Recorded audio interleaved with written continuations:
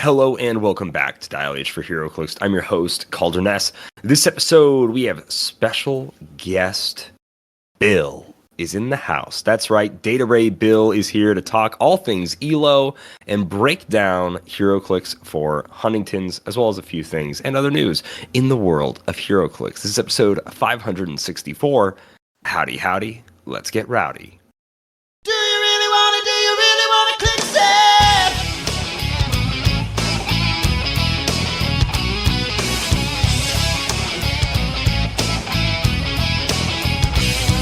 Leadership, Roll a 6, make a move extreme. token up, Taking action from your team. I go straight to your start, hypersonic speed.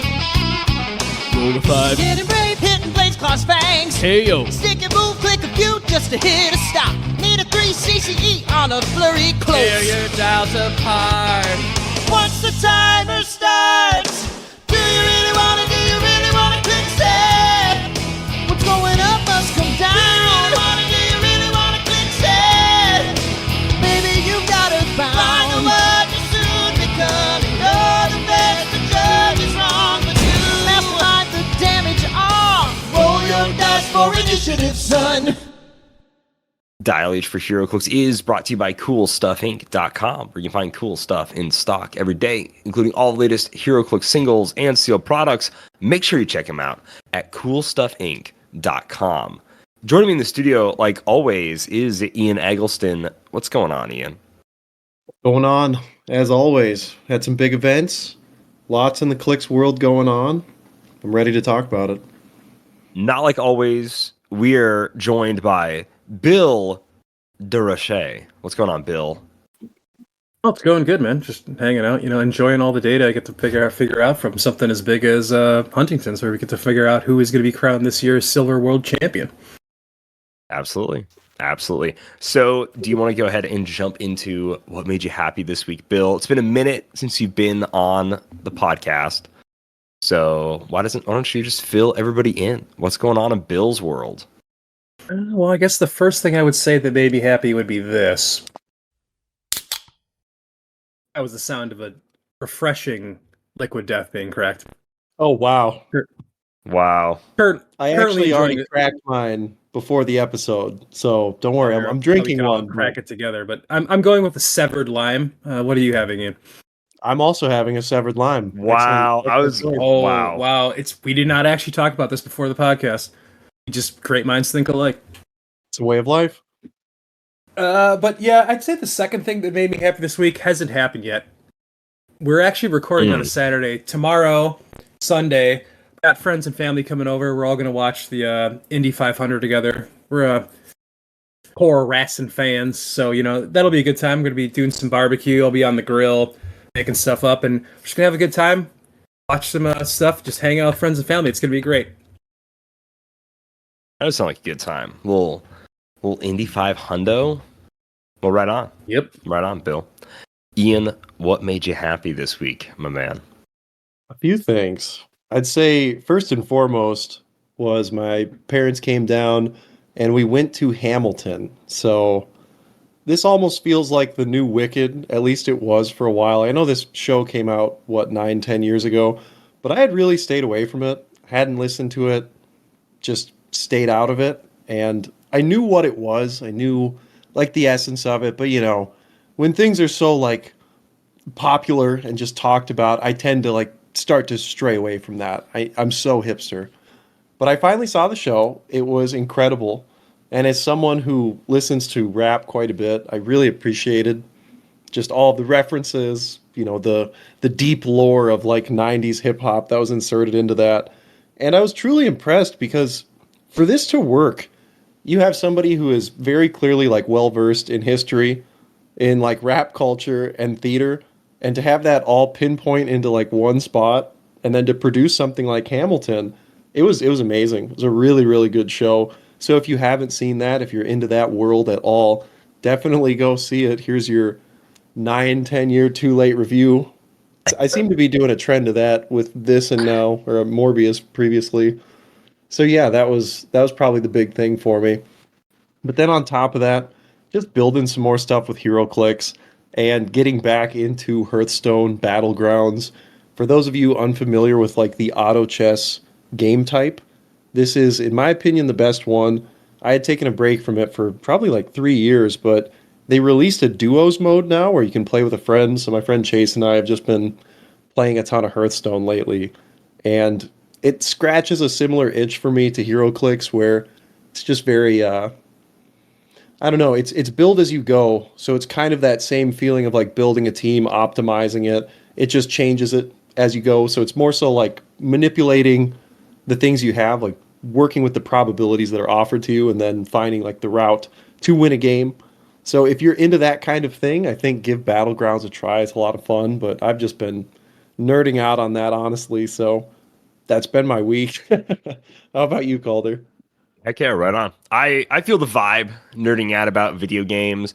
This week, big gamer week. Throwing it back to 2020, there is a brand new installment of Doom. Doom the Dark Ages came out a little over a week ago now, almost 10 days ago. And I was finally getting more time to play it. And I'm really loving it. I love the medieval Dark Ages aesthetic. It goes into a lot more of the story that is hinted at in Doom Eternal.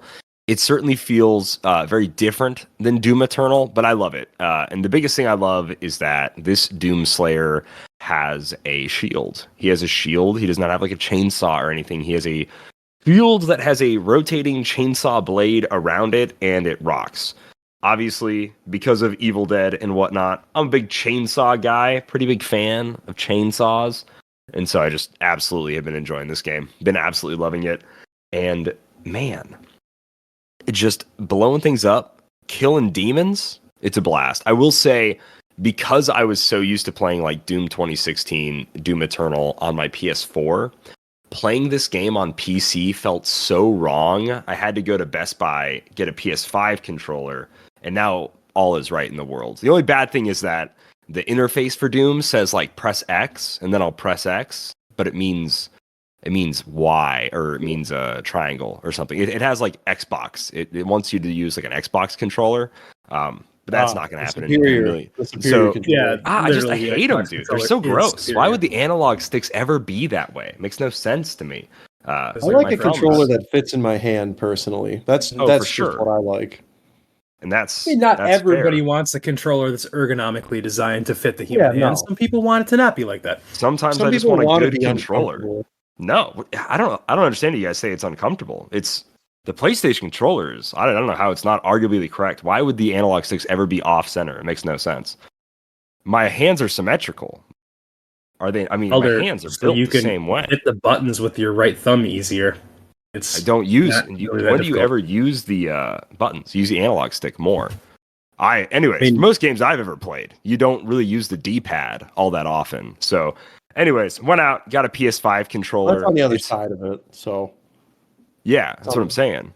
It's on the left hand. So yeah, is the right further up on the which one's off center on the Xbox? Is the right side or the left side? Which one's wrong? Right side. The right side. I'm holding one in my hand. Yeah. Oh, okay. The left one is up high. The right one is down low.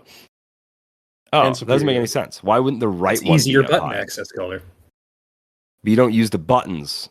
That doesn't make any sense. Okay. I think the Xbox is. Regardless of where the sticks are, the Xbox controller has always fit better in the hand. The PS2, PS3 of your hand, sure. They're just little baby controllers. The PS3 is like a small controller. The PS2 controller is tiny. PS3 is really tiny. PS4 to me is like one of the most perfect controllers ever. But I don't have oven mitts for hands, so it works out pretty well. You know, if it could be like the lawyer in Always Sunny, I could put my hands over yours in photos. And then put mine over yours. Please.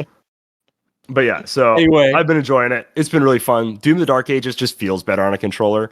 I know like in Doom Eternal, there was this huge thing where like PC players could just play against console players better. But there's no multiplayer in this game, which is honestly so refreshing. Doom is a single player game. Does not need to be multiplayer. So I absolutely love it. It's been a blast. I've been having a good time. Just 5 years later, and we're back to killing demons. Anyways, let's go over a major Heroclix event. The Silver Age World Championship happened this last week. Bill, can you give us, is there before and after? Can you give us like top silver player before, top silver player after, etc. Obviously, Isaac AB won the event. We'll go over his team here in a little bit, but take it away, find Bill. this a little Oh, disappointing, Calder, Oh. but Isaac AB was ranked number 1 before, and then he was ranked number 1 after. So he's kind of ruining it for everybody with just going out there and dominating. I mean, if you want to know like who jumped the most, I could certainly tell you that. Let's take a quick look here. In terms of silver, yeah, the biggest gainer on the weekend was Lucas, which sounds so completely out of control considering he's arguably the best silver player ever. I mean, he won the Silver World Championship last year. He made top 4 this year, but he did go up 3 spots. I think the real shout-outs go to the new players. We've got, now in 9th place, Kenny Minks, aka Manny Kinks. We got Wes Summers at 11 and Joseph Harrison at 13, who've all managed to jump into the top 16 of the rankings thanks to how they played this weekend. Joseph Harrison continuing to be a dominating force. I like to see it. It's pretty awesome. The last Champion Clicks winner. It is good. It was a great weekend. A lot of like some surprise. I should say a lot. There were some surprising results. Shout out to Michael Nelson from Kaiju Clicks actually beating Isaac Arnold Berkowitz in Swiss, which he is the number 1 player in the world right now, and he's been the number 1 player for a while. So got to shout out that. A lot of people are probably afraid to go to some of these events, thinking, "Well, I've never got a shot at anything." And Michael's not a bad player. I'm not trying to say that, but I mean, I think most people would call that an upset, right? No, yeah. Michael had a really cool team too. He was playing Sinister Syndicate, and so he was also using Stegron from Earth X, which just rocks. Wild. That rules. You gotta love it. On top of that, he also had the Green Goblin from Amazing Spider-Man. Or no, Spider-Man Beyond Amazing. And that's the swap one, so he was swapping in different Sinister Syndicate. I don't think anyone's ever fully utilized that. But on top of that, he was running Sandman, Mysterio, obviously the Spot, the White Shirt Porter, a Prowler Bystander, like so much poison. And he had a Kraven, Electro, Beetle, and then the Prime Absorbing Man on his sideline, in addition to some other stuff, the Norman Osborn, which I'm sure was swapped in frequently. So I really like this team. You guys have heard me try to build with the Sinister Syndicate quite a bit. So the fact that Michael made it work, and I believe he ended up, in 17th, so just outside of the top 16. I think that's awesome. I love to see that. Absolutely. It's an fully realized mechanic, I think, and you can only do that in silver now, right? Is it Wizard who could allow you to switch back and forth between people who are on the Sinister Syndicate? Green Goblin, the super rare. Oh, Green Goblin. Okay, maybe I'm thinking of Frightful Four. That's what I'm thinking. Yeah, the Wizard. Another swap that people don't play as much. Just for record, literally just for record. Last time it was played, anyways. Last time I remember Frightful Four being, literally just to get Wrecker on a scientist team. Yeah, that's like all it was used for. But hey, if it works, it works. So more fleshing out of the Sinister Syndicate. I would love to see someone try to make it work in Modern. The only issue is I really feel like you have to play Chair Panther just because if Beetlejuice comes out, you can't poison. It's that simple, unfortunately. So it can be the Sinister Syndicate plus Black Panther. Somebody figure it out. Maybe I will. I don't know. That's also fine. Well, it's fine. How did the main ELO change, Bill? Was there a big shakeup outside of 400 silver? Did they combine the ELO over all events? So I guess I'll start with 300 before I go to the combined. But the 300 didn't really change much because of the fact that we had the Silver World Championship this week, which means that anybody that was playing any kind of event going up into it was largely going to be playing silver. The Clicks League West had an event. It did not change the overall. We still have Matty G in first with Miles Kane, our friend from a different podcast, in second place. It did not, no up and down changes, but yeah, it was largely a silver weekend. The combined for the entire year stayed largely the same, except Isaac took over first. So when you combine both Silver and 300 Modern together, Isaac is now in first overall, which I suppose is probably one of the least shocking things anyone would expect to hear. But I guess I also can't complain that my ratings are kind of matching up to a great degree with how people think things would happen. So that's good. If I was coming out with ratings that were completely out of nowhere, like if I was in first place, I think people would start kind of side-eyeing me and be like, that doesn't seem very real. What kind of stats are you basing this on? Because you don't show up to any events. I mean, I show up to events in my mind, Calder. That's all that counts. Okay. But yeah, I mean, it was an eventful weekend. I'm pretty happy with the ELO overall. I decided to go through and check all the matchups and see who the ELO thought would win versus who actually won. And the overall, over the entire Silver World Championship, 67% of the time the ELO was right. It had a record of 99 wins and 48 losses. And a lot of those matches were between people who were pretty close, where their ELO wasn't that much different. So you're kind of getting into a bit of a coin flip as to who you can expect to win. But with the top 16 players, like the people who are going into the top 16 this weekend, it was right 84% of the time. It had a win-loss of 38 wins, 7 losses. I thought that's pretty good in a dice game to be predicting that your top players are winning 84% of the time. I'm quite happy with that. Yeah, I know you're working with pretty low sample sizes, and some people have had some gripes with that in the past, Bill. What do you have to say to them on that? Do you think that this is grounds to stand on, that the ELO is indeed accurate? How do you feel in terms of accuracy in what you report? I would say it's as accurate as it possibly can be. It's based strictly on the actual outcomes of matches that people play.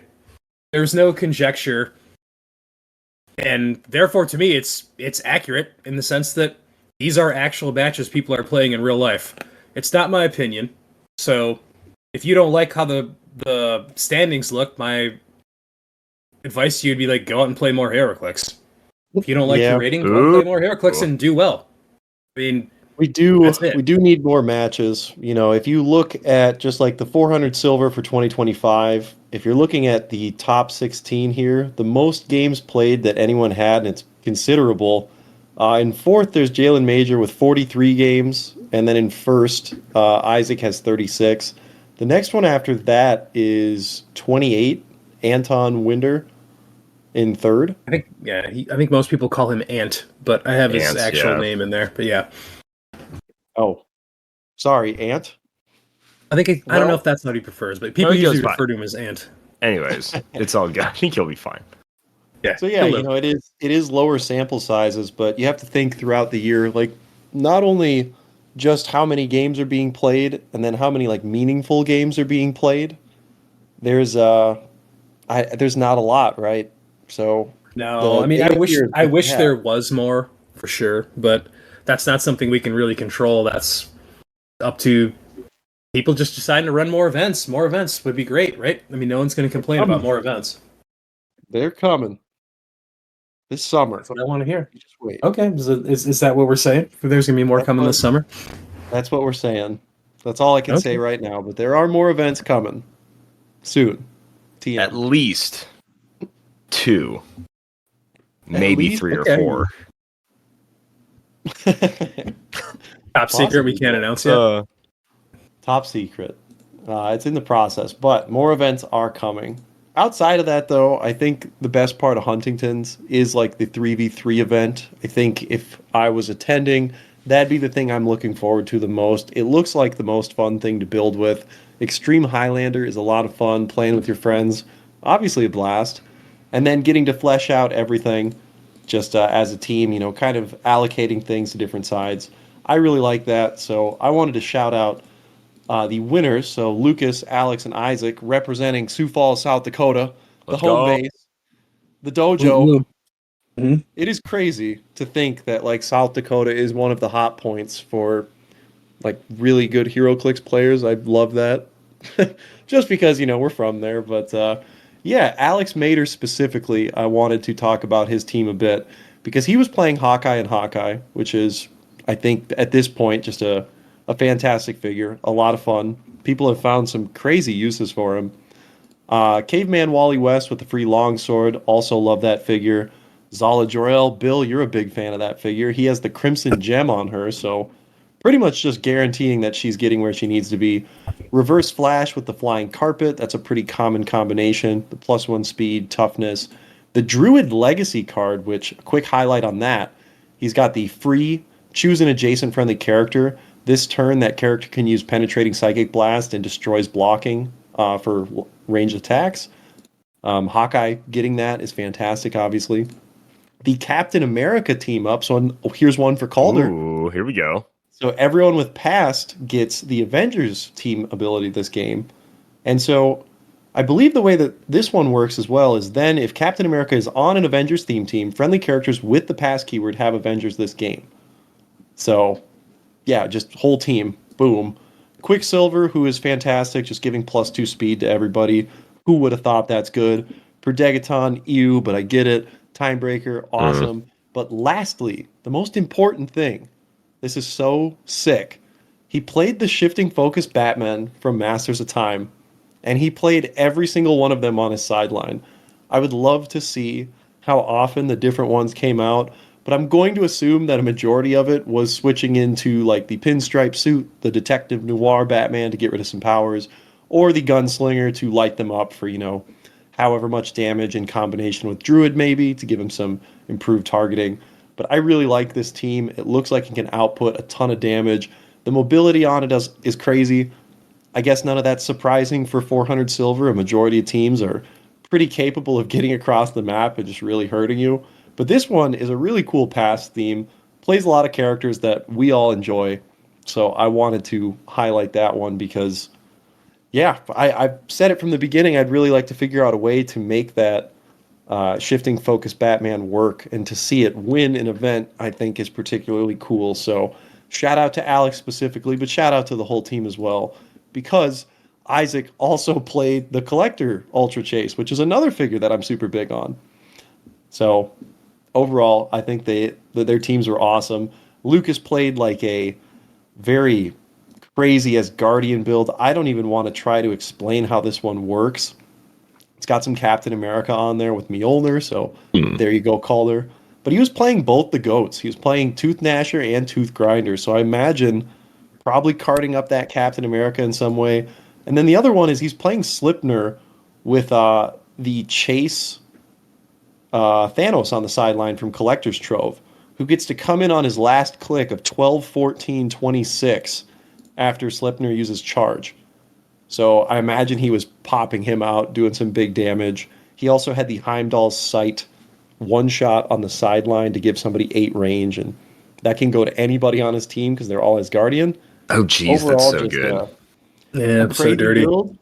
Also playing Freya with the trick arrows, so probably using that Heimdall's Sight to trigger the trick arrows there, because 8 range, she's just a 12 attack as well. Freya is super good. I was just thinking like Pegasus Cap can just shoot you no defense power 8 squares away.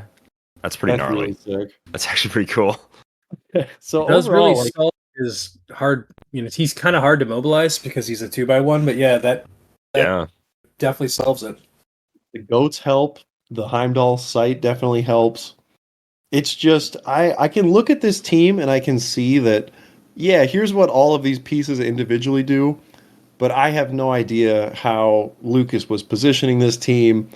I have not played like any of these figures either, so it's tough to comment on, but like Collector, Batman, yeah, I can comment on those, and I love those guys. So overall, the team's champions, keeping it local. Let's go. I do love that. Teams playing cool teams. This is my favorite event for any Huntington's thing. This has been huge for just, I don't know, they've been doing it for years. Even before it was Heroclix for Huntington's. Back when it was just Rocktober, they've been doing this like super Highlander, you build 3 teams, and I just think it's a way more fun team event. I love normal Team Sealed. Team Sealed is a blast, but like working together and figuring out, oh, okay, I would like to use this piece, you can use this piece, I'll use that piece, is just so much fun. It's crazy how much fun it is to like all build teams together, all have teams that maybe have different archetypes. It's just an all-star event. I loved building for it. I love playing in it. This event rules. And so yeah, shout out Lucas, Alex, Isaac, the boys, South Dakota boys represent. Yeah. Absolutely. Second place, I guess we'll shout out really quickly. Nicholas Madsen, Kenny Minks, Joseph Harrison. Also some pretty cool dudes. Pretty cool. I mean, Nick is awesome dude. Joseph's a great guy. Like, this is a great team. This is pretty dang fun. So so much kooky quartet showing up. I love it. Lots of it. Let's get A kooky. lot of kooky quartet this Let's weekend. get kooky. I love seeing some kooky quartet. I can't get enough of it, if I'm being honest. I was so stoked they let us preview those first, and then it's a Captain America team. It's actually really fun, like, version of the team in comics, going from the All-Stars to being like, this is like half the Brotherhood and a circus guy. These are the Avengers, and then they ball, which is really cool. So, do you want to talk about the main event? Is there any other like silver side events? Any other Huntington's events you want to talk about? I think it's just the Scott Crampton versus the World, right? the sealed. It had That was the highest dominated attendance, by I think. Prime Destroyer. Is that Yeah, who it did was. win the sealed? It was someone with Prime Destroyer. It was. Oh, okay. 3 out of the top 4 were Makes Prime sense. Destroyer. Yeah. Oh my gosh, Yeah. that makes a lot of sense. That makes a lot of sense. He was a tough cookie to crack. You could probably find the person who won and give them a shout out real quick. I mean, it's kind of Let's see. The person who nuts. came in first Sealed bomb. was Yeah, Ryan and Perez. BP versus the Shout out. World, 9-1. And he was, of course, playing Prime Destroyer main force at 270 with a sideline of Thorian Valkyrior. And his map, shocking, Major Brock's Bunker. Who done could have thunk? So, I mean, it was a pretty surprising team that won that event, but it's also a really cool event. Scott played in it. That's awesome. It's an event that I think everybody has a lot of fun and wants to be a part of. Yeah, there's no question about that. As far as like silver goes, too, we do have like a sheet of just like the top 5 attackers, support pieces, equipment. Kind of go over what we saw for attackers. 19 of the 67 teams had Carnage Silver Surfer, and 17. This is for the main event, of course, right? Yes, correct. This is for the Silver Worlds. And so Sakarian Iron Man appeared on 17 teams, so even after he was banned away for some time being, people still came back to him. And you can have your opinion on Sakarian Iron Man, maybe you're tired of him. I don't think I ever will be. I love him. So awesome. I can't get enough My of Sakarian Iron Man. Personal favorite thing about that figure is how accurately it depicts his appearance in the actual show. Yeah, Ha, hilarious. totally. It's just so well done. I don't think there's been a more, I guess you can't say comic accurate, but a more screen accurate version of a Heroclix figure They just than took it right Sakarian from the Iron show Man. and put it into Heroclix. Yeah, Mhm. plucked him out. There he is. Sky Tyrant also had a resurgence on 14 teams. The Spot, who we thought would be like a modern all-star at Adepticon, but only appeared on 2 teams, coming in with 13 appearances of the 67 teams. And then another favorite of mine, Arachnite, being on 10 of the teams. I think that's another figure that people are just never going to put down, simply because he's so cool. Not only is he also amazing, the sculpt just, that was another one that we got to see a little early at Worlds. And immediately I was in the camp of like, all right, I have to own this. Don't care what it does. And then he was amazing. So it all worked out. For support pieces, though, this one I found kind of surprising. So with the restricted list for silver allowing you to have either a black shirt or a white shirt, and then I believe Maggot, is that the 3 that are still on there? That sounds right. Which is crazy that Maggot is in the same tier as that, especially when it's Highlander. I think you can pull him off of that list. Maybe there's some crazy stuff I'm missing there, but I don't know. Those are not the same tier in my mind. But Blackshirt Porter absolutely dominated that with 38 appearances on 67 teams. And then the white shirt in third place only had 16. So more than double the black shirt appeared which I guess speaks on there is a lot more stat modification available in silver. So the benefits that the white shirt offers is a little less than just having a global reroll for the black shirt porter. So it makes sense, but it's also, I don't know, I think still a little surprising. If I were building, I feel like I would almost lean towards the white shirt just because I was so crutched on it when I had it available that if it became back available, I'd have to put it back on the build. He just does so much, but you can't not say the same thing about black shirt. Copycat was featured on 18 of the 67 teams, which feels astronomically low. If I were to guess which figures I would have thought it'd be way higher. Played, Copycat, I think, would be in my top 3. Like, Copycat is absurd. And maybe people haven't fully realized that yet, or maybe there's some reason that people just don't want to play it. What have you. But having access to every power within range and line of fire for 15 points, you can't understate how good that is.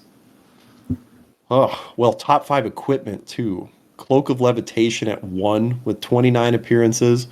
Spin Ring at 2 with 27. Plus 1 Longsword at 3 with 25. None of that is shocking, I don't think. The Spin Ring is still amazing, always has been. The Cloak is debatedly the most undercosted equipment in history. Just giving flight, sidestep, and plasticity, that's amazing. How about the one-shots, though? Bill, do you want to talk about... I know you've got a few hot takes on one-shots at the moment. You kind of want to run through the top 3 ones we saw there.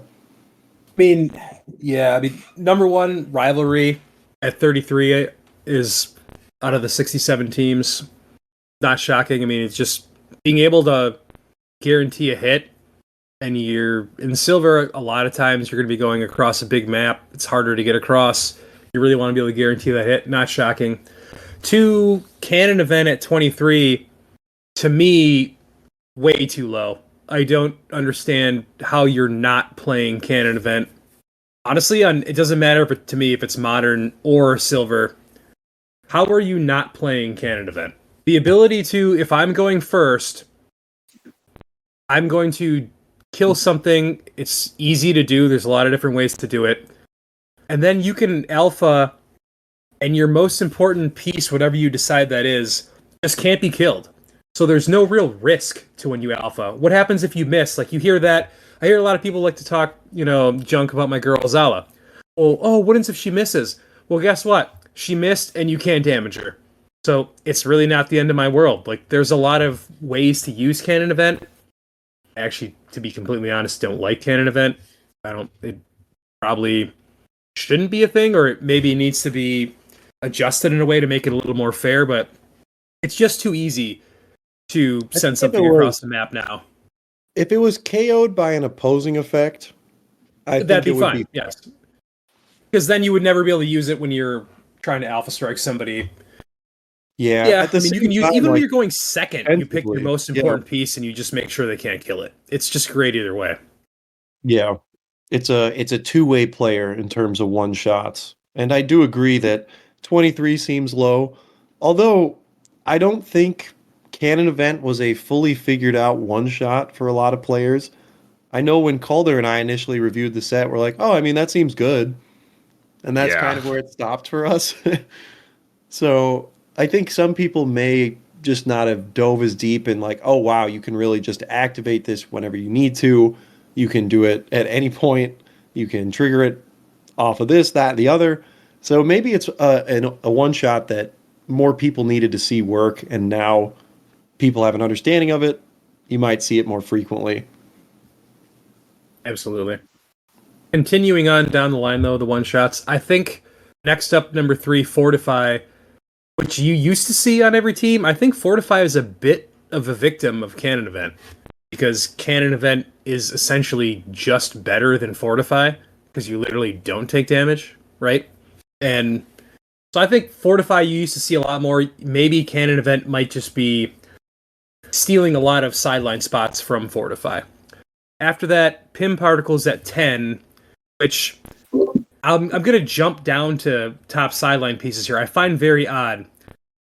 Jumping ahead, the third most played sideline piece was Ares at 24, but only 10 people played Pim Particles.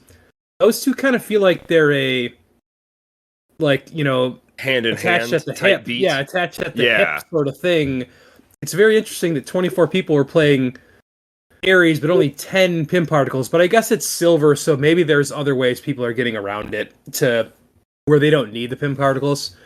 Sure. And then lastly, 5 was To Me My Hammer with 3 people. So that must have been some sort of Beta Ray Bill or some sort of specific Thor type of build that they were playing. Some kind of equipment manipulation. I will say, though, for sideline pieces, the popularity here, the fact that Mimic was the most played one at 27, I'm not going to say I'm like floored by that. It's not like the most surprising thing, but the rest of them are the like trouble alerts or what's the Troublemakers. troublemakers? Yeah. Gorilla Grodd at number 2, he's still the man. Yeah, he Ares makes so at much 3. sense.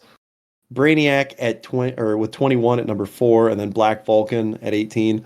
I love these guys. I played them all main force. I played them sidelined. Like, they're just fun pieces. I've got the full collection. Sans. I think Wonder Woman is the one I'm still missing, and Hot Girl. But yeah, I've played the heck out of those guys. So even though they're just sideline elements, I still like seeing them. I think they're fun. It is what it is. You can have your qualms about them if you'd like. For maps, no surprise here. Major Brock's Bunker coming in at first with 25 appearances. Second, King's Tomb at 15.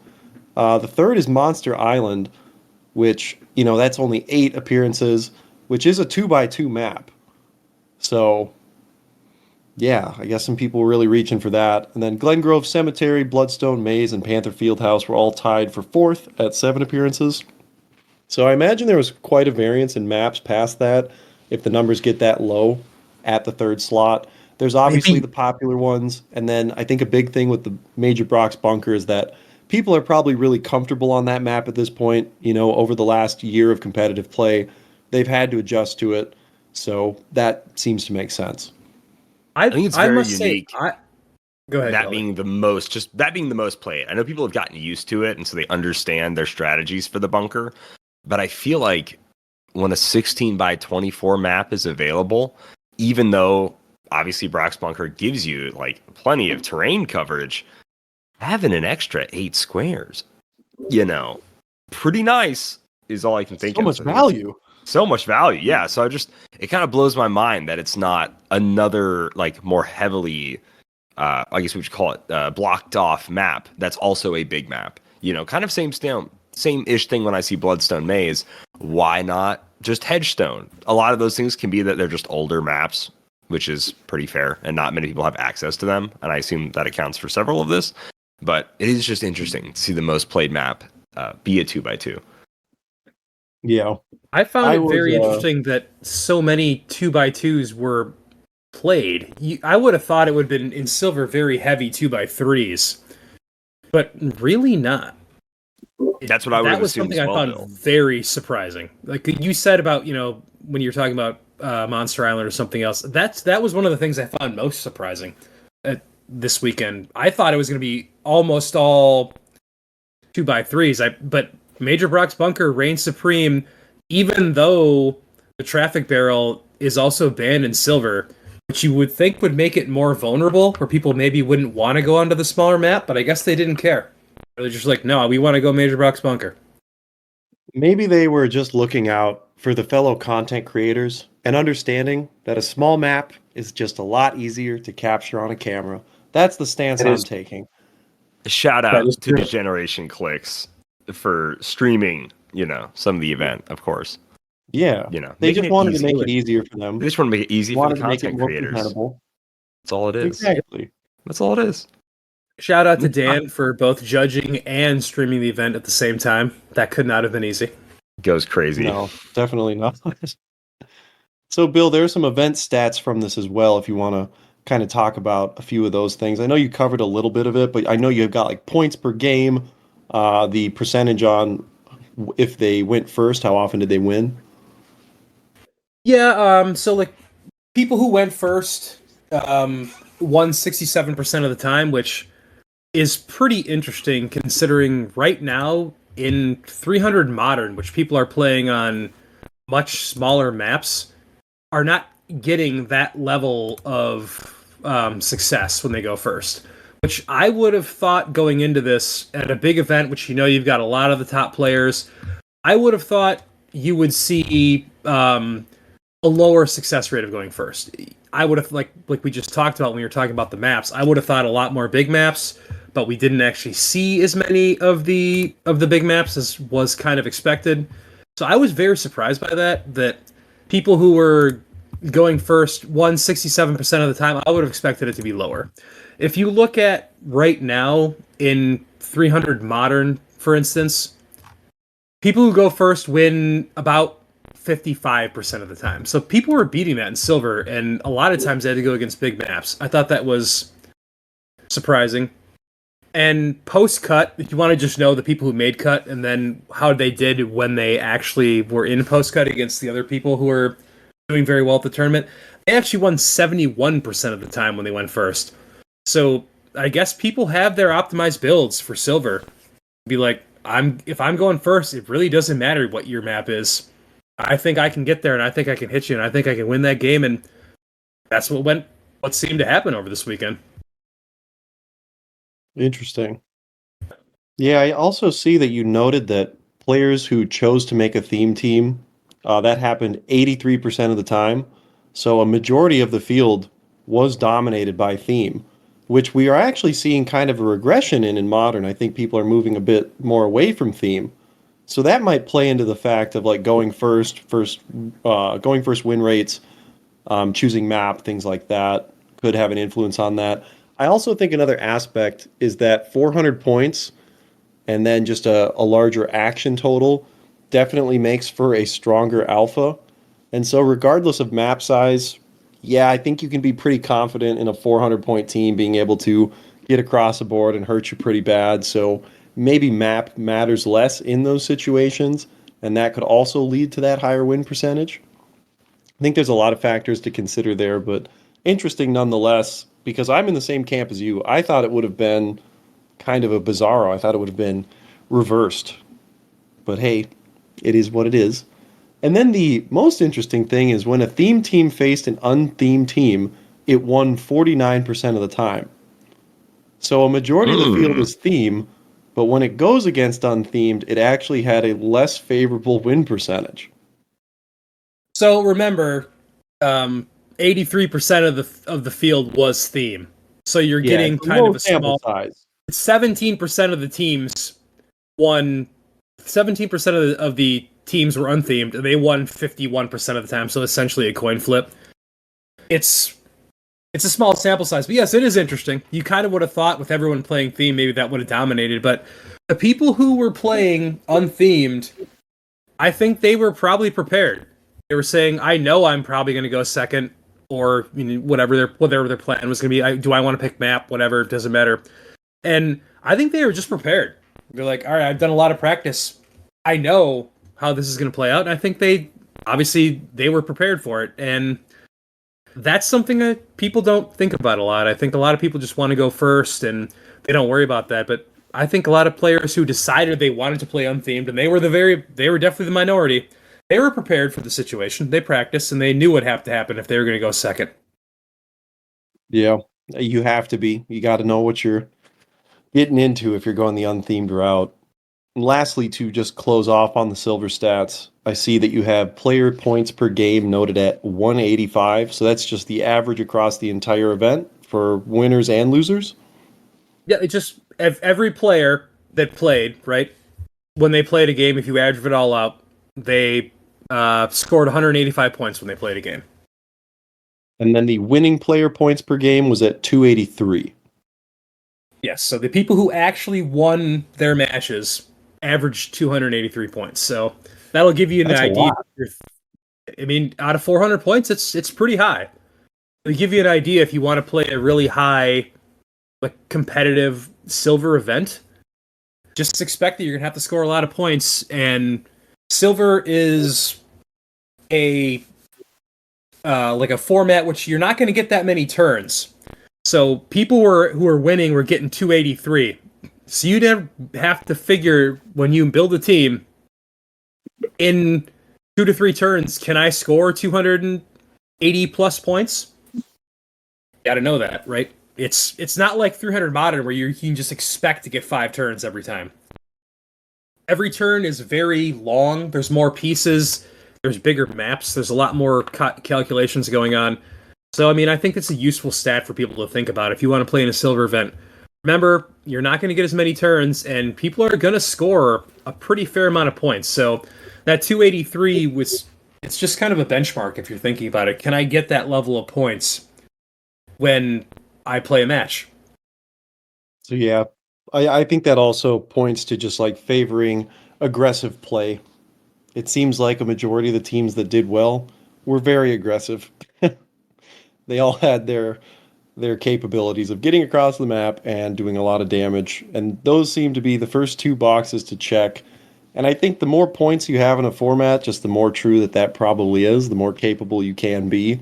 I mean, obviously, you have more stuff to work with, but at a certain point, yeah, and 400 might be that line where it's like, this might be just a little bit too much.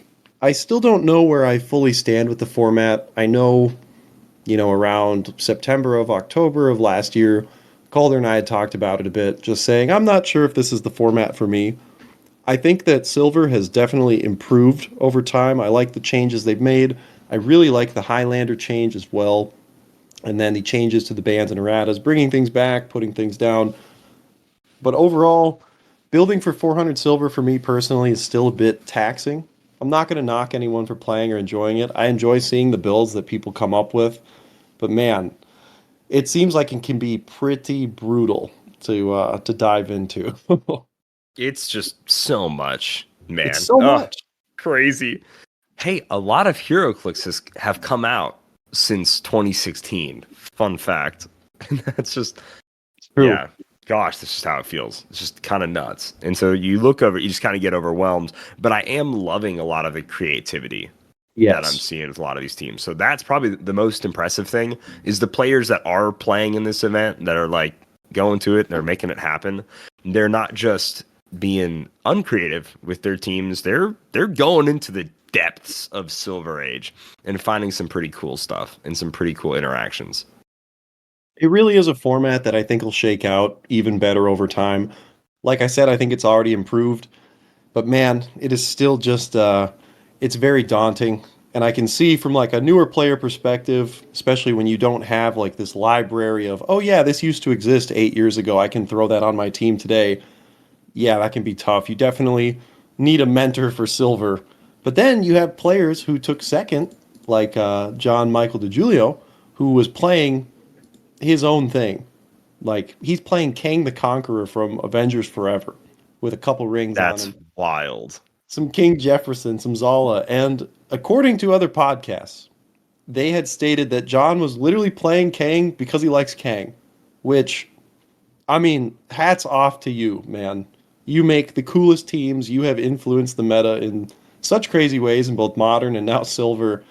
I love seeing this guy's name on any tournament report because his is usually the most excited I am to like check out a team. He's playing a Captain America Prime with Mjolnir, I think largely to stop like displacement from things like Spot, but also stopping knockback is fantastic. Harley Quinn appears to be like one of his bread and butter figures. He's got her again with influence and spin to give some more utility to the team. So just shout out to John for making another incredible team and making his own wave in the competitive scene. But hey, how about we steer the show in a different direction here, Calder? Let's ask Bill some questions. Bill, just casually or competitively, however you want to answer the question, what's your favorite keyword in Heroclix? Currently or all time? All time. Both. Both. I can do both. Probably my all-time favorite keyword, I'm gonna say scientist. It has. I'm a big Doctor Doom fan. It's no secret. So scientist. I mean, it lets me get Doctor Doom, and I like scientist keyword in general. Like a lot of different scientists, I think are pretty cool characters. Currently, it's a combo answer of past / Avengers, where I'm just digging on the team up card with Kooky Cap. It lets me get a lot of my favorite characters on there. Get my girl Zala on there. I'm rocking right now with what I'm building with it's an Avengers theme team that features the Kooky Cap team up card. So I'm a combo Avengers pass right now in what I'm feeling. Oh, right on. Bill, do you have a favorite HeroClix set of all time? It's probably a tie between the first two sets when I first came back. I played very briefly back in the pre-carded era, but it didn't last very long. When I came back, I'd say it's a tie between the first two sets that came out when I came back, which was JLU and Fantastic Four. And I loved the JLU cartoon. And when I saw that was a set, I was like, I have to get back into this. I loved how they made it look like the actual art from the show. I thought it was really cool. I was really into it. And then Fantastic Four, because, I mean, I like the Fantastic Four, and it had my boy Doom in it. It got God Emperor Doom as a chase, which he was good. I was a little mildly disappointed, but I was still very happy with the set. I thought it was really awesome. It really got me hyped to get back into the actual game itself when they did back-to-back sets that I just really wanted to play. So it's a tie between those two. Nice. So, Bill, behind the scenes, you're this ELO mastermind. You've been nicknamed Data Ray Bill, but you are not much of a tournament player yourself.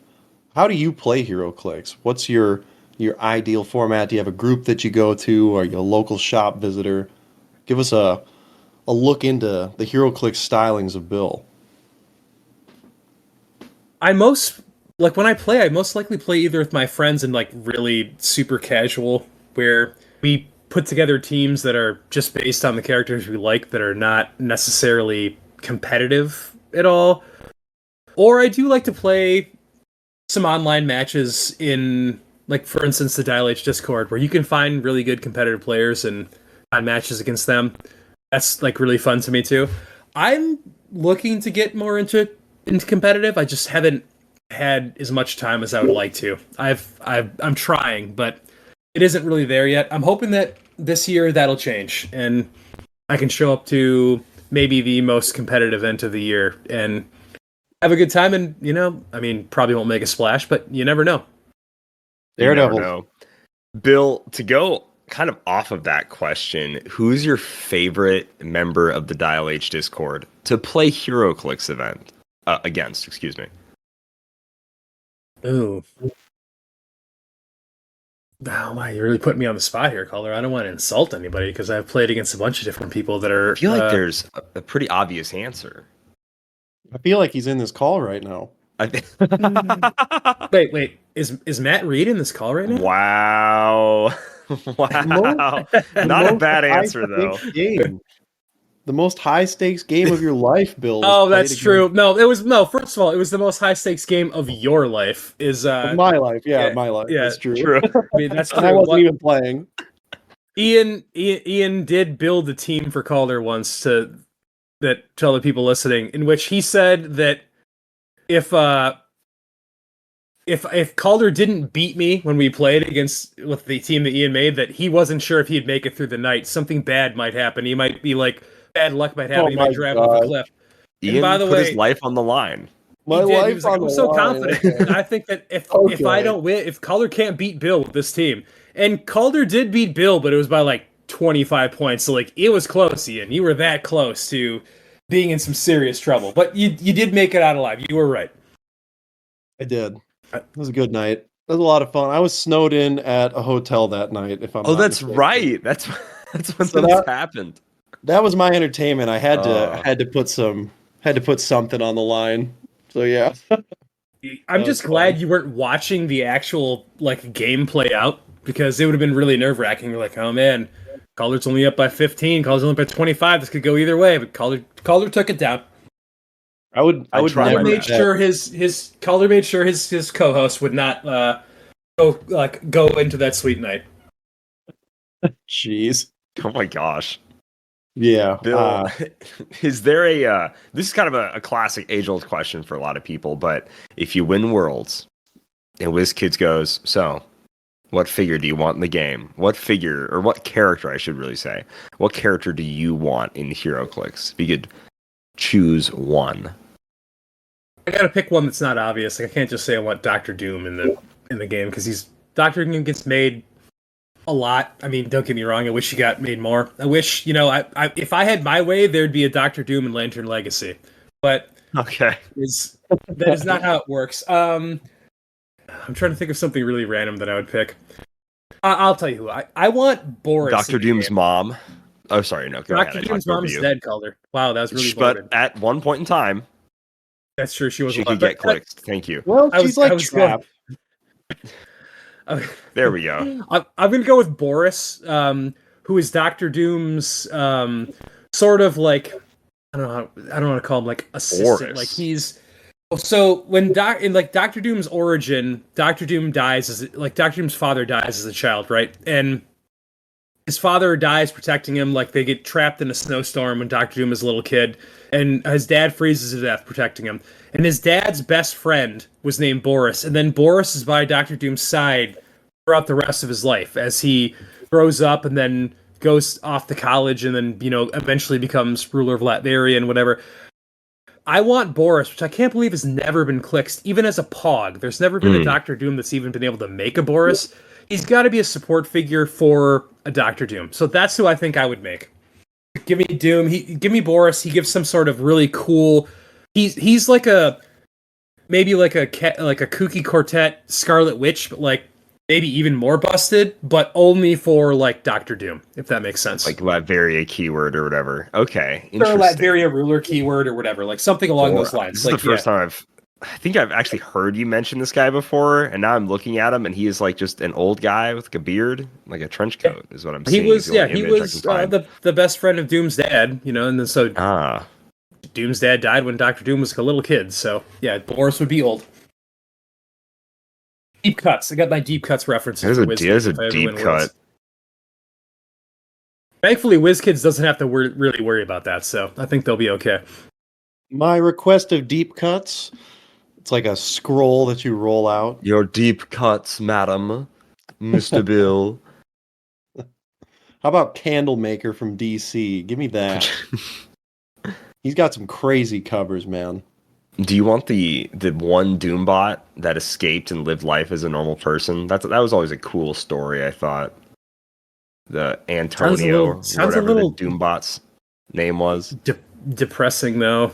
Like the Kang. I mean, it also doesn't end did it. great for him. I'll be real. They've done that. They've realizes done he's that a story Doombot. with like Kang that like there was a Kang that like lived as like Bob or something. He was just chilling. Yeah. There was Oh, sure. a multiple man dupe that like somehow got away and just like lived his life as a normal person, and then at one point multiple man was just like nah, and then he just absorbed him back. That sounds a little too depressing. I'll pass on those. I mean, Bill. worse ways to go. You live out your life and then you just kind of stop when multiple man's like, "Hey, we're done."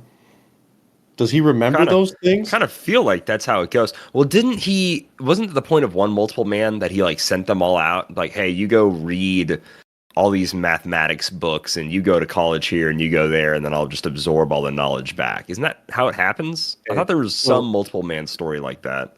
You go work at the Marriott for the discount. You go work at Delta Airlines for the discount. Yeah. Did all those multiple men also pay off his college debt like loans that he had? Because I wish that's how it worked for me.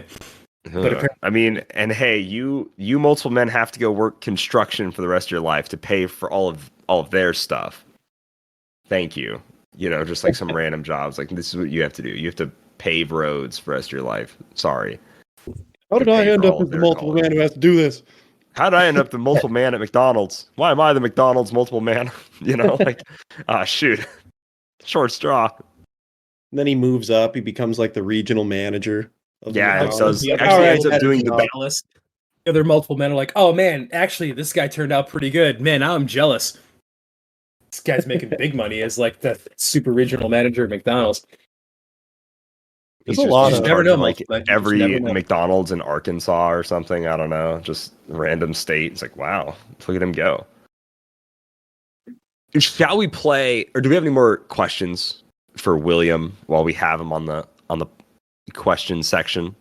No, I'm really thinking about what's the dumbest thing I would make my multiple man go like study and do. Mm. I'm really stuck on that right now. Just have a multiple man just like practicing ping pong like 14 hours a Flat day. Earth. I think I'd send my multiple man out to just prove flat Earth theory. Okay. Just do it. Okay, that's good. That's good. That is a good one. It's a good one. So this multiple man works for WizKids then, trying to prove flat Earth. I see. I'm just trying to think like I would definitely have a multiple man practice just like throwing cards. Just to be like, hey, Oh. look, I can do this. He You know, makes just those put, like, videos. 10,000 hours into that. Those like trick shot videos where you just see the pile of balls and cards and whatever like next to the thing that he's been throwing at for hours. Yeah. That's what your multiple man does. Oh, I think I'd have my another good multiple one. man go climb like Mount Everest and just take the picture. Like, I don't want any of the risk or whatever. You just go That's climb Mount true. It Everest. would and then look exactly take a like picture, you. So you and then it's me. Yeah. But first of all, Calder, I already know what your multiple man would do. You know what your What's multiple he man do? would do? He's What? going to cut your front lawn. Oh, why would you Oh. say that? Dang. He's not wrong. Jeez. That's what your multiple man would Ian's do. multiple man can cut the front lawn. I Sure, say- you guys. I mean, I'll be honest. I think you guys probably need at least 2 multiple men to take care of it at this point. Probably. I think a really good thing for multiple man to do, that is pretty good. practice wild. magic. Just have some magic tricks on deck, but like 10,000 hours worth, so it's like really good magic, you know? Just having that in your back pocket could like be kind of that. nice. I want one multiple man just always playing Fortnite, just never sleeping. He's just upping as many Fortnite wins as possible. I'm like, I want that crown Just- at over 1,000. by the He's end of the just year. building? completing the battle pass. It's just like That's complete it. The battle Yeah, pass. he's just doing all the battle pass work for me, and I can just play like whenever I want to. But he has to play Fortnite just 24/7. This multiple man, he just works on getting me Lord icons and Marvel Rivals. How close you get? Okay, good job, buddy. Keep going. I want that Namor Lord. Thanks. There we go. Yeah, That's a good one. we need multiple men now. I think that's we the really do, realization dang. here. Oh, But I have no more questions. okay, perfect. Then we're going to do a long requested, very old game that at this point in time we've not played in a very long time, and that is the game Bad Samaritan. Never heard of The it. game of Bad Sam is pretty simple. Bill is going to pull up a random number generator, 1 through 20. He and Ian will be playing against Calder Ness. There are 3 modern age Heroclix figures. They are going to try to guess them. Each figure is played in a series of rounds. You get 3 rounds. At the start of the first round, they get 1 clue, 1 through 20. Then on the second round, they get another clue, and they each get a guess at the end of each round. If by round 3, where they have 3 clues, they still cannot guess the figure, I will get a point. If at any point Bill or Ian correctly guess the figure, Bill or Ian will independently get a point of each other. In the case of a tiebreaker, I have a Golden Age figure, which is a 1 through 10 guessing game.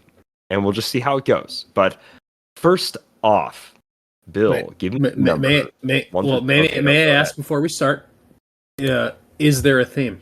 There is a theme. It is not Okay. a classical Calder theme, but there is a theme. So all 3 of these, actually all 4 of these figures, all have something in common. Whether that be, it could be things like sculpt, it could be things like powers, it could be things like they all represent players of the Dallas Mavericks. It could be anything.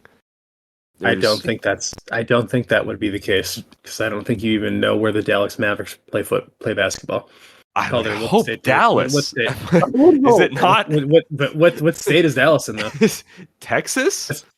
Calder, Dallas, damn, Texas? It's a trick question, Calder. They play in Dallas, Idaho. Shut up. They don't. No, they play in Dallas, Texas. Okay, you want the random? You want the random number? What is it? 1 through 20? 1 through 20. Let's see it. Okay, 1, 2, 3. It is 8. Oh, number 8 is a classic one. Number 8 is HC Realms Comment. Oh, I love how There I is- just came out of that was fire. I came out that This hot. character All right, let's go. only has 1 comment, and so when I read this comment, I'm going to just say X. When this person would ever say this character's name or real name or anything, I'll also be using gender neutral like pronouns, so you can't You're not going to be able to get much, but Oathful, and the comment was September 24th, 2023, if this helps you at all on this character, in the first character. And this is With a how modern rare, figure? Okay. This is a modern figure, and this comment was made September 24th, 2023. Oathful says, with how rare X dials are, this one doesn't disappoint. I prefer their second starting line to the first. You want them up close and personal to give out those action tokens. I'd recommend throwing on a Super Soldier Serum or maybe a Green Lantern ring to juice up their willpower rolls. That extra bit, and I lean towards the ring because it's just so powerful. Also, because I want to give X a chainsaw, sue me. His special, I said his. Anyways, his special pulse wave seems a little situational, but not so much that it's a deterrent. But if you get him to pull it off, there's a good chance the game is yours. Okay. So special pulse wave, hands out action tokens, got some willpower going. September of 2023. A lot of clues here. But I'm not picking anything up on that. For a split second, I was going to guess Dracula, but then when I heard Pulse Wave, I backed off. Opening pulse wave.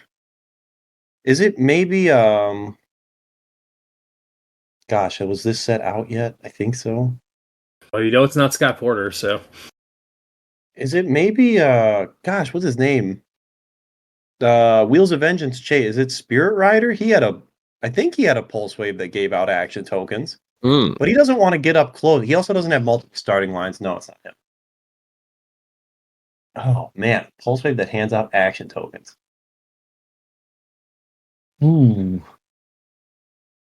Figures with pulse wave in general. Is there like a Mr. Freeze maybe that does it, but he doesn't have willpower? What the heck? Oh god. This is a good one. I'm going to go with Doom Supreme. Okay. Not currently modern legal. So you're right. Not Doom Supreme. So I was thinking 2023. So I'll recommend you answer a different. Right. way. He's no longer. I was thinking he's not 2023. eligible. Like, Yeah. Okay. So but this person made a comment in 2023. That's why I threw it off. That's fair. If the listener wants to lock in their own guess, if you want to pause before Ian and Bill start trying to guess their own, and you want to lock in yours, please do. Play along at home. Pause the show if you want to, if you want to try to figure it out. But anyways, okay, guys, let's do 10 seconds on the clock. Let's get those guesses. Yeah, I got nothing. Spirit Rider. I know it's not him, but Ian's that's going like for all Spirit I can think Rider. of. Bill, 5 seconds. I got nothing. Quardian Thunder, and I know that's not correct, but all right, it is going to be neither of those. We're going to go on to round 2. Bill, can I get another random number of 1 through 20? Sure, it is 3. Number 3 is going to be the set this character is from. This character is from DC Heroclix Notorious. Okay. Pulse Wave and Notorious that hands out action tokens. Well, it's maybe not Pulse Wave that does it, but he does. I already guessed Quardian Thunderer, so that one's wrong. You were on there though. You were on the right track. You were close.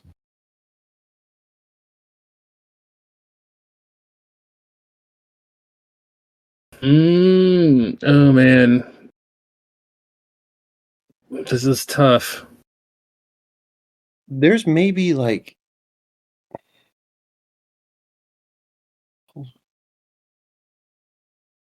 Pulse Wave and Notorious. Yeah, you said Quardian. I remember him. Man, who else had Pulse Wave? Did Mr. Freeze have some weird... is it Mr. Freeze? Okay, you don't know yet. With Mr. Freeze. You're on Mr. Freeze. When Bill locks his in, I'll let everybody know. If it's Mr. Freeze. If it's whoever's answer. All right, someone who had Pulse Wave in Notorious. I'm gonna go Calder. I'm just gonna guess something. There's no way Calder would pick that figure. You know, I'll guess it anyway. There was that Superman who was like the bad guy Superman from the alternate universe. I'm gonna guess Superman. Maybe Calder's trying to get like way out of control, and He's just like trying to throw us all off because you could put a ring on that Superman, right? Because he said he's going to put a ring on him. Gotta put a ring on it. I'm going to go Superman. Okay. It is not Superman, and it is not Mr. Freeze. We are the third and final I didn't round. think so. Bill, the last number for this notorious character. Okay. It is 19. 19 is going to be a free play, so I will go ahead and I'll now name off everything. So, number 1 is significant appearance, number 2, point value, set, number of clicks, rarity and set number, named keyword, generic keyword, HC Realms comment, top dial stats, name of a special power, name of a trait, any special combat symbols and team ability, opening movement power, the opening attack power, the opening defense power, or the opening damage power. What would you guys like? Got a preference, Ian? Oh man. So this character, gosh, so we know willpower, pulse wave, hands out action tokens, likes rings. Oh, wait. Bill, pick whatever you want. I know what it is.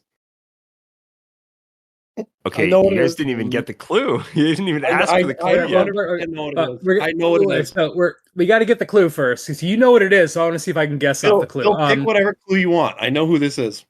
The no clue third round is wild. Dude, I know who it is. I know who it is. Okay. Give me name a trait.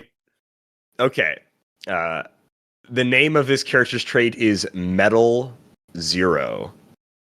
Oh, that doesn't actually help me at all. Metal Zero. Metal Zero. Oh, Ian, you're no longer as confident. Dude, I was like, dude, it's Black Lantern Hal Jordan. Rings, he has pulse wave. Oh, that actually... Dude. But Metal Zero, that's my answer, I get. Here now I look like an idiot.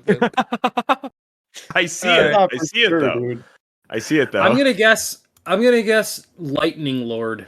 No, but I get it. Willpower, rings, all this stuff. Yeah, it is not Black Lantern Hal Jordan, and it is not Lightning Lord. This is none other than 060 Metallo. Metallo. I'll be honest. I think what really killed us there was the actual comment from the comment hurt. I think the comment hurt me. It threw me completely off. Oh, I'll be honest. I'm not sure if I would have even gotten that anyway. But fair enough. I was not thinking Metallo at all when I heard those. No, Metallo. Dang, I really thought I cracked the code. I heard the ring, and I was like, "Wait, dude, Black Lanterns." I was like, "Bro, Hal Jordan." It was pretty good. Oh man, to be honest. But so he does have a Lightning Lord even have pulse wave? He might have energy explosion. I'm not sure. I don't know. But yeah, Metallo does have a special pulse wave at the end of his dial that if he chooses to increase the damage dealt by his action token number, he'll die. He can KO himself. And then he has traded willpower, and then one or more action tokens are removed from him. You give an action token to an adjacent opposing character or a character with a Kryptonian keyword. All right. So that's a point for me. I'm feeling pretty good. And now the second character, Bill, if you would do it up for us. All right. It is something. 17. 17 is also a free play. So what would you like to know about this character? I can read those all off if you want. I like narrowing it down to the set. Personally. Yeah, set is pretty good. It's either set or name of trait, but you always risk that there's no trait. So set helps a lot. Okay. The set this character is from Marvel Studios' Next Phase. Okay. All right. Well, now it's just time for a random guess. It's going to be some character I don't even remember the name of. Well, based on the first character he picked, you should say probably that's true. Dang. The stray to Metallo is wild. I didn't even remember he was in the set. Metallo. Yeah, I did not remember that either. I mean, he made such a big impact on the meta. I want to guess the assistant of She-Hulk, but I don't remember her name. Ooh. Oh yeah, I couldn't tell you her name either. I did watch the show, but I could not tell you her name. I wanted to hit with a deep pull, but legitimately do not know her name. Okay, so the first, so he says there's a theme, but he also said it's not a quote unquote classic Calder theme, which means that we might actually be able to guess the theme. Because Calder's themes usually involve something along the lines of, by the way, any of you listening who are not a member of the Discord, you've missed out on playing Bad Sam and Calder telling you something is a theme when it's just straight up not a theme. Yeah, It's like, I don't know. oh, how are yeah. these figures a theme? And he's like, oh, here's why. And you're like, Calder, that's not a theme. I don't know. I feel like there could be some logic behind Yeah. this. Man, next phase. Just random pull. All right, sniper shot. Give me Mr. Immortal. Mm. Okay, I like that. That's a. I would guess Wrecker, except that I know that Calder doesn't like that Wrecker. You know what? I'll guess my boy Jack Duquesne, fellow Frenchman. Let's go. All right. It is not Mr. Immortal, and it is not Jack Duquesne. We are on to the next clue. I'm very excited. All right. I'm You feeling got to get pretty this good. in. Calder's actually had 1-0. So the next clue is 4. 4 is going to be the number of clicks that this character has. This is not going to help you. This character has 6 clicks of life. 6 clicks. We're only talking top dial, right? We are So- talking playing them at their highest point line. Yeah. They have 6 clicks of life. That could be any of the gods. Don't they have more clicks than that? No, they're all 6-click dials. 6 clicks dials in the set. Oh, Man Thing has 5. What about? I'm pretty sure Leapfrog has 6. I'll go Leapfrog because Mhm. he could damage himself every other click. I love the guess. It's definitely one of the picks to make. What do I want for 6 clicks? It's a pick, yes. I mean, it could be worse. I mean, everybody likes Leapfrog. He's legit. We'll go with. I wish I could actually remember how many of these figures had 6 clicks. It is, of course, somehow related to Metallo. I don't know. I'll go Ronin. Ronin uses a sword that's made out of metal. There you go. Bang. Okay. Wow. It is not Leapfrog, and it is not Ronin. The final. His name's Rigged. Yeah, Rig. Rigged. Final one. Rig. It probably was one of those two, and he's just changing it midstream. Just so we know. he's Man. changing it. I'm not. Mhm. Scout's honor. All right, fine. Scouts. You're not even in the scouts. That's true. I wasn't. 4H All right. honor. 4H honor. There you go. All right, so it's 10. The next clue is 10. For my club, my community, my country, and my world. Clue number 10 is name of a special power. I'll let you choose. This character has a special speed power or a special damage power. What power do you want the name of? I feel like speed. Bill? Are you cool with speed? I'm cool. This character's special speed power is fly, little dragon. Maya Lopez. Little dragon? Ian, any guess? I already know the answer. It's Maya Lopez. Oh, is it? Doesn't Donnie Blaze make dragons? No, he makes demons. She said that. She Makes said that in demons. the show. Okay. Did she All right. say that? Did Yeah. she say that? Really? Okay, you're right. I apologize. She signed it, Interesting. Calder. Fine. Okay, She thank signed you. it. Thank you. Whatever. Okay, well, if Bill got it, I mean, maybe I'm wrong. Maybe I'm wrong, but I'm pretty confident that's Maya Lopez. I'm guessing Steve. Okay. Not even No, like actually, Disney Bill. Plus. Bill is somehow correct. It is Maya Lopez. Wow, good job for Bill for the great memory from Hawkeye season 1. Hopefully, maybe never season 2, or hopefully season 2. They paid Jeremy Renner. Anyways, yeah, it's Maya Lopez, the rare Maya Lopez 032 from Marvel Studios Disney Plus, or just I yeah, would Marvel have Studios never Next Phase. gotten that. I thought that was tricky. Her damage power is called Hunting the Ronin, which Not I gonna lie, felt would have probably gotten it with that too. okay. Wow. Okay, I impressive. mean, but Bill. that's what she did, right? She was hunting Ronin. It might have taken me a she was little bit hunting longer. Ronin. Yeah. I'm impressed. I'm one. Bill's one. We'll see if Ian gets one, or we'll see if We need Calder or the Bill three-way tie. We want runs the away with the three-way game. tie. The last figure, I really am impressed that you got that. Give it to us, Bill. The All right, first clue. it is final 5. figure. Clue number 5 is going to be rarity and set number. This is very inconvenient for me. The rarity of this character, and man, if it was anything else, it really wouldn't give it away too bad. But the rarity of this character is limited edition. This is an LE figure, and the set number is WK MVP 24201. I mean, I don't even know if that even helps, but there you go. I'll let Ian guess first because this means absolutely nothing to me. 201 MVP 24. The starter sets weren't 201. Were the is Well, 400? WK, that means it's a WizKids set, right? I think so. Doesn't it? WK MVP 24 MVP 201. WK MVP 201. It's too much. It's too many. It's modern. Too many things. It's WK MVP. I don't know what Isn't that M naming Marvel? convention is from. Isn't M signifies Marvel, does it not? MV. You would think so. Okay, so I have no- Marvel. I don't know. A know Marvel what this is. exclusive from last MVK? year. With WKMV something? WK MVP 24. No, set Marvel number versus 201. Capcom 24? We never got that set.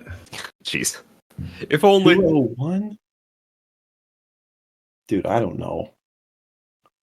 That doesn't sound like how they do LEs.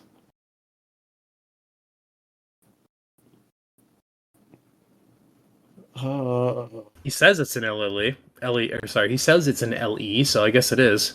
You're like Hawkeye on a Sky Cycle. He was an exclusive from last year.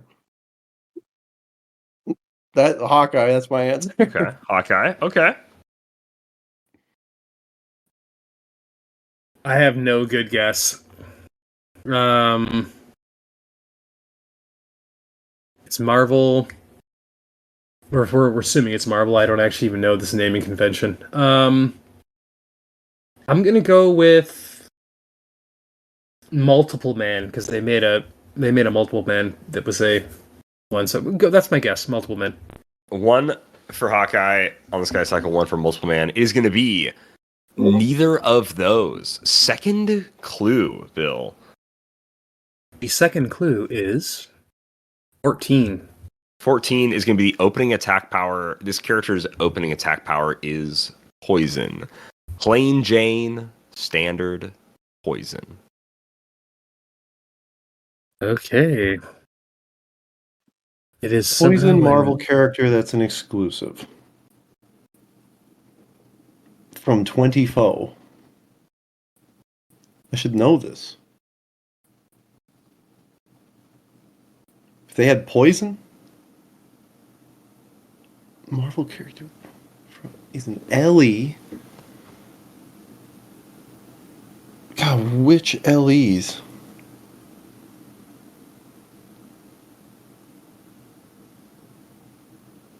There was Deathlock this year. There was... It's not the zombie shark.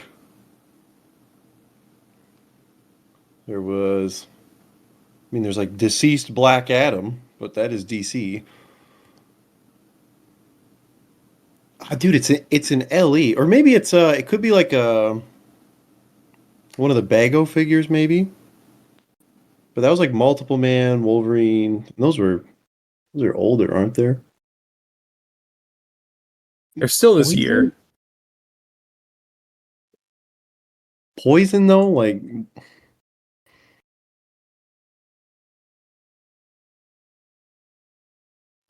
By the way, if you're listening right now and you actually know the answer, bad shout out.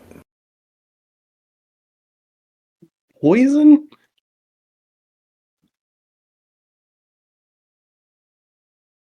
Did Brood have poison? Was it Brood? Not gonna lie, I was kind of thinking about guessing Brood, but I'll let you take Brood. Brood had Brood had like sidestep, poison, toughness. That's a good guess. But was he 201? That doesn't make any sense. Well, 201. I mean, do you really remember? I do not memorize those numbers, so I know, I'm but gonna Brood guess wasn't, and like, the first say thing to come out though.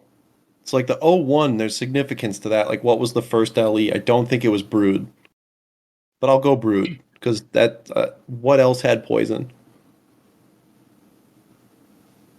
I have like nothing good here, and I want to take up everyone's time. I will go ahead and guess Wolverine because I don't have a good guess. Going for, I believe, it's Wolverine and Brood. Is that what you guys both selected? Yeah. Yep. It is going to be neither of those characters. Third and final clue. I'm feeling good.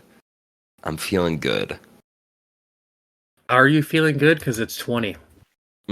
So 20 is any two random clues. So I shuffle want a again. trait name. Give me a trait name. That should narrow things down. That's one. Do we want like trait name and then like? The name of the character. Unfortunately, that's not. You one drive of a the hard bargain, Mr. Eggleston. Do we want like? Mr. Diamond's you. Ooh. Do we want like named keyword? You got trait name, Yeah, and then trait name and special power, or trait name or special power name, and then name keyword. Yeah, I like that. we only get two. Okay. So we're going trait name and then like whatever you want. I'll let you pick. What do So- you want? I want you to win this. So we force Calder into overtime. Yeah. So we're trait name and the name of a named keyword. Yeah. Okay. So the character's trait name. This character does not have any traits. Ooh, that The hurts. name. Give us a special power then. No, you already made the choice. Unfortunately, we don't get to do that. I did a slash. I said trait name or special power. Oh, well. Slash.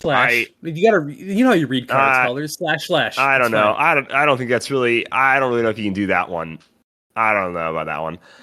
I'm gonna say no. I don't feel like that's the spirit of the game here. I'll give you the name of their of this keyword though. The keyword they have is zombie horde. Oh, because that narrows it down a lot. Zombie horde, you say? Mm-hmm. And this would have been zombie horde. There wasn't any like vampires though. There wasn't any. Was there a zombie exclusive? I mean, we got zombie George Washington. We got zombie Shark. We got zombie Pegasus. We've got zombie.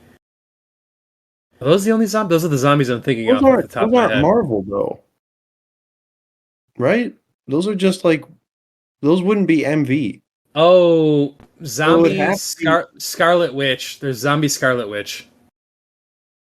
It's a good guess, I'm going zombie Scarlet Witch. but she doesn't have poison top dial.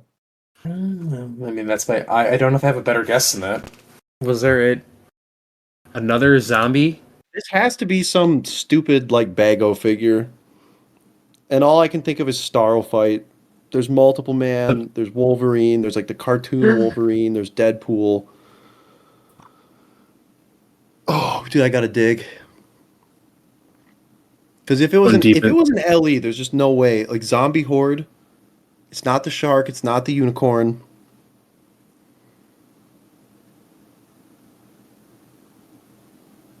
What were the Bago figures? Bago figures with poison. There was the Joker Goon too. Oh my gosh. Joker Goons got it. They had Joker poison. Fish. Joker Fish gives poison, right? Oh, that's not. Wouldn't have a dial though. Marvel 201.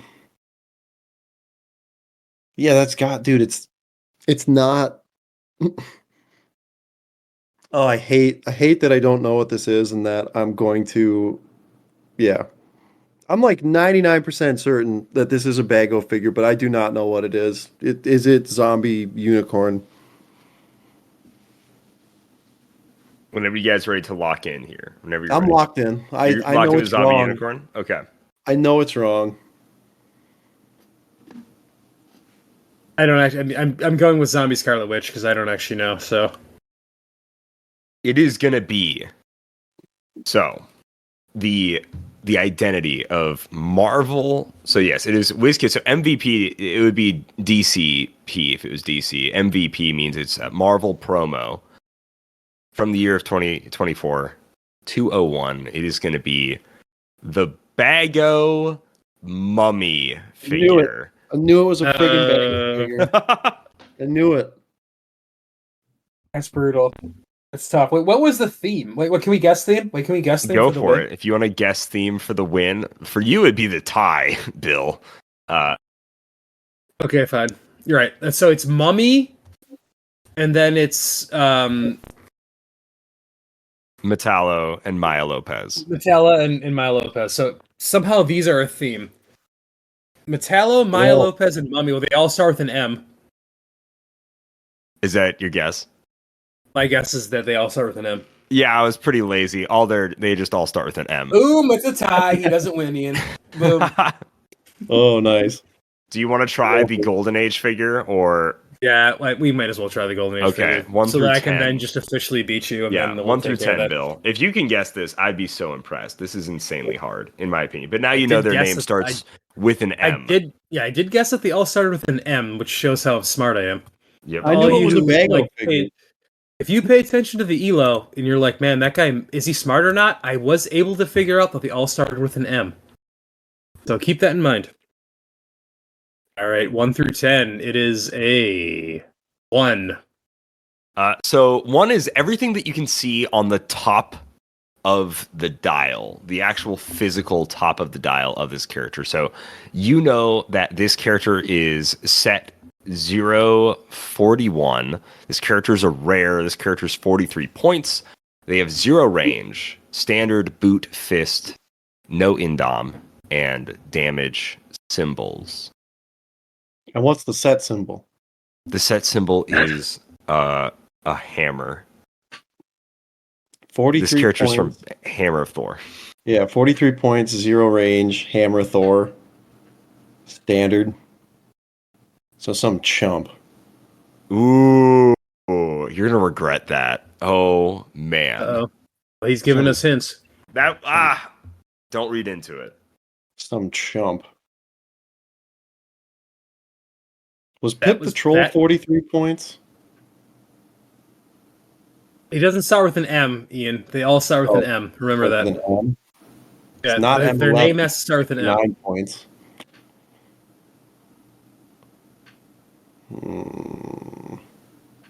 43. Wanted to say points. Magog, but like Molly or Hayes? Magog, but like he's not 43 Molly points. Hayes. Molly Okay, Hayes. Bill. Okay, Ian, you're gonna lock in with Molly Hayes. Mm-hmm. Bill. The problem is that set was so much before my time, and I'm not a big Thor guy. Who would the name start with an M that was from Hammer of Thor? So it's a Thor-related character, starts with an M. Mark Yeah, McGuire. got it. I've I now don't have a pulled very- up the set to see what all characters like start with an M in this set. I'm Mabalder. counting. I have no idea if Molly Hayes is even in that set. I'll be honest, I don't even know Yeah. what Molly Hayes does.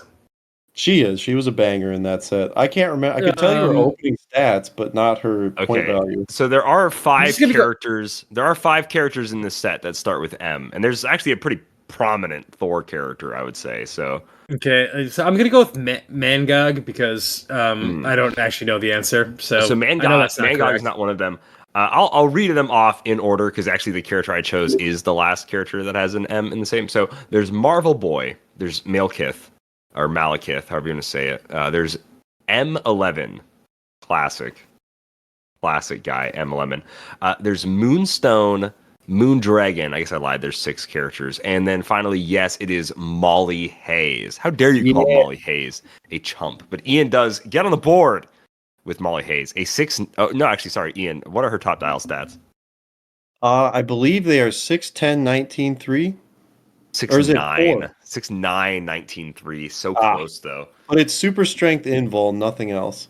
Correct, Mundo. So that is Bad Samaritan. We'll give it to Bill.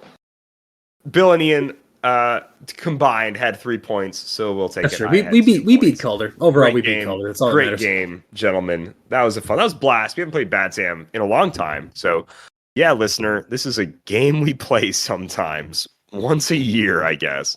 But thank you so much for listening.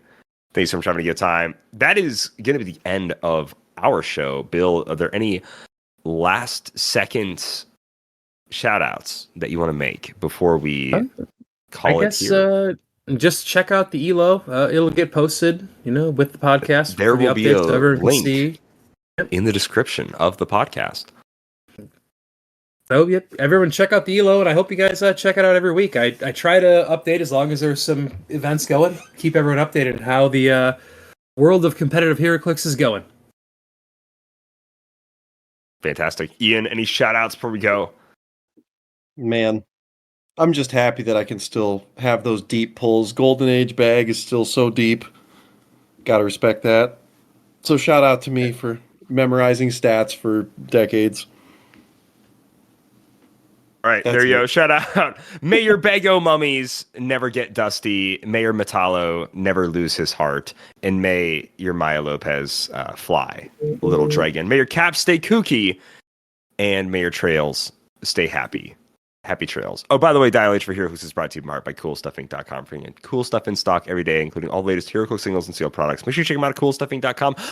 And you can go to shop.wizkids.com, or you can use code DIALH10 for 10% off your Heroclix order over there at shop.wizkids.com. Not available with certain pre-orders, iconics, or promos. Happy trails.